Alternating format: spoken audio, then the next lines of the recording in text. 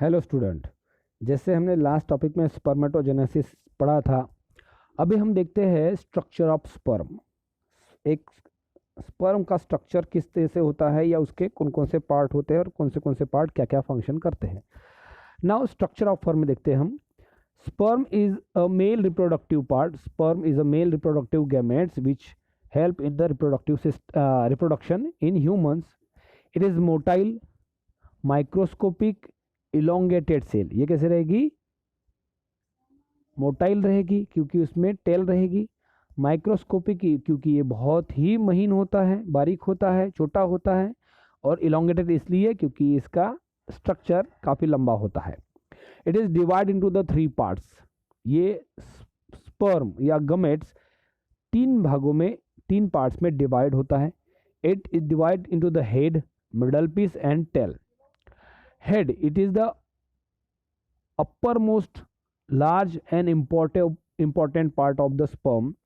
The sperm head is oval in shape and contain haploid nucleus, which is very important because we have learned into last topic, that is the 2n cell divide into the n cell that produce the sperm. Means it contains the genetic information, means the 46 cells divide into the 23 chromosome cells, जिसको मैंने बोला 23 sales के divide हो चुकी है। Now ये divide होने के बाद ये आता है कि ये सेल जब डिवाइड हुई तो उसने नंबर ऑफ क्रोमोसोम रिड्यूस कर दिया। रिड्यूस कर दिया means it contain the genetic information in the head reason of the sperm. Sperm के हेड रीजन में हैप्लॉइड न्यूक्लियस होता है जो जेनेटिक इंफॉर्मेशन, मेल की जेनेटिक इंफॉर्मेशन फीमेल के एक के साथ में फ्यूज करके नया ऑर्गेनिज्म पैदा करता है। About the nucleus there is the cap like structure known as the acrosome. अगर हम देखें, this is the structure of sperm. देखेंगे हेड रीजन कहलाता है। This one is the head region. It contain the nucleus which have the 23 number of chromosome only, not pair, single. It nucleus is covered like the cap like structure known as the acrosome। उसके अंदर पे acrosome होता है nucleus के just ऊपर में, which have the hydrolytic enzyme। Above the nucleus there is the cap like structure known as acrosome। It's formed from the Golgi body। हमने last topic में देखा था कि माइटोकॉन्ड्रिया इस क्या बनाएगा? Mitochondria become spirally coil of at the end. कहाँ पर?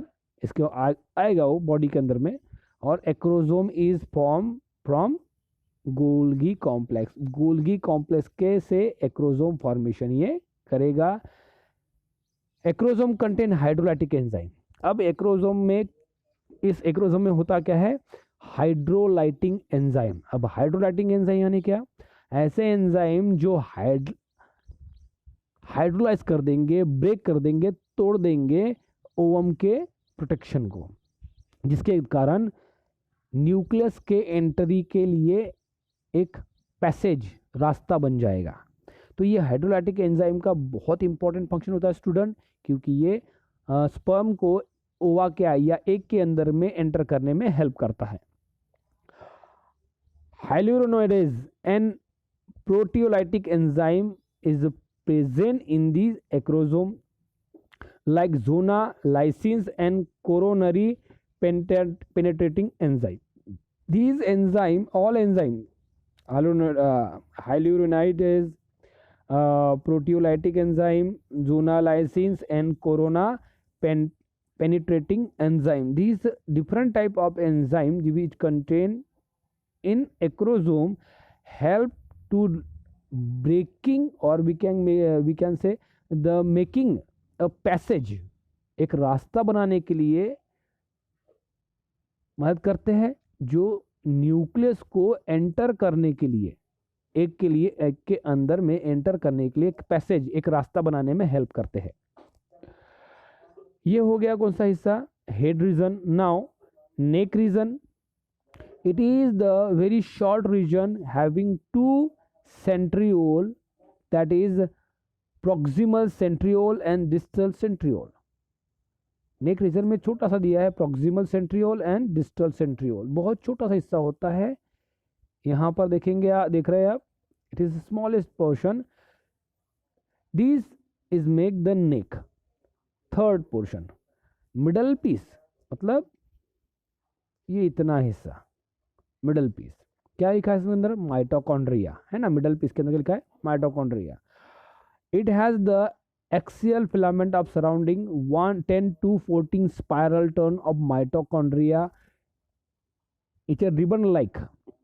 हाँ, ये क्या होता है कि इस एरिया में दिख रहा है, जैसे स्प्रिंग जैसे दिख रहा है आपको, स्प्रिंग के जैसा, तो this is mitochondria which give the energy to the tail for movement of the sperm getting riches और रिच टूवर्ड द एग तक पहुंचने के लिए जो टेल का मूवमेंट होगा वाइब्रेशन का, जिसके कारण ये स्पर्म आगे मूव कर पाते हैं, ये सब कुछ होता है माइटोकॉन्ड्रिया के एनर्जी से।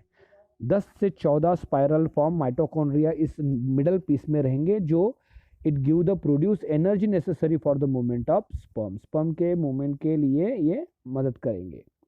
तो टेल की बताते हैं, सबसे अंत वाला हिस्सा जो काफी बड़ा होता है, लंबा होता है ना। Tail, it is a long cylindrical tapering part containing cytoplasm and fine thread of axial filament। axial filament और cytoplasm का काफी लंबा सिलेंडर गोल टैपरिंग, एक तरफ से मोटा, यहाँ से मोटा, और ये आखिरी में इन पीस में छोटा हो जाएगा, तो बहुत काफी लंबा होता है जिसका मूवमेंट होता है। Axial filament arise from the distal centriole and travel through the length of the body. Distal filament से ये रन करेगा, कहाँ पे डिस्टल फिलामेंट, सेंट्रियोल, यहाँ से रन करेगा और वो यहाँ से लेकर यहाँ तक माउंट करेगा, और इसके वाइब्रेशन के लिए एनर्जी कौन सप्लाई करेगा, माइटोकॉन्ड्रिया करेगा। It is the partly surrounded by plasma membrane of the sperm. Part without plasma membrane is called the this one in peace. यहाँ पर बहुत छोटा रहेगा और उसका पीस, यहाँ पर प्लाज्मा मेम्ब्रेन खत्म हो जाएगी, और जहाँ उसका एंड रहेगा वहाँ पर सारे पार्ट्स खत्म हो जाएंगे, और ये इसका movement, this movement help to the reaching of sperm to up to the egg. This all about the structure of sperm. Exam में इसकी डायग्राम भी आती है, यह डायग्राम रहेगी तो उसकी लेबलिंग 1 से 4 तक रह सकती है, या डायग्राम रहेगा और पर्टिकुलर, जैसे मान लो एक्रोजोम को उसने ए लिख दिया, समझने के लिए करते हैं, उसको ए कहते हैं, ए कर दिया, इसको बी कर दिया, इसको सी कर दिया, और मान लो इसको डी कर दिया, तो सिर्फ डायग्राम रहेगी और ए बी सी डी लिखा रहेगा। तो ए को क्या नाम रहेगा या इंफॉर्मेशन क्या देनी है, राइट बोलेगा तो एक के बारे में लिखना है, एक ए फॉर एक्रोजोम, एक्रोजोम का क्या फंक्शन है, बी बोल दिया टेल का क्या फंक्शन है, सी का क्या फंक्शन है, डी का फंक्शन क्या है। इस तरह से 1, 2 या मैक्सिमम 3 मार्क का क्वेश्चन इस टॉपिक से पूछ सकता है। ठीक है, is all about the structure of sperm. हम नेक्स्ट टॉपिक देखेंगे oogenesis, मतलब फॉर्मेशन ऑफ उगोनिया या ओहम या एग। ठीक है, तब तक पढ़ते रहेंगे। Thank you.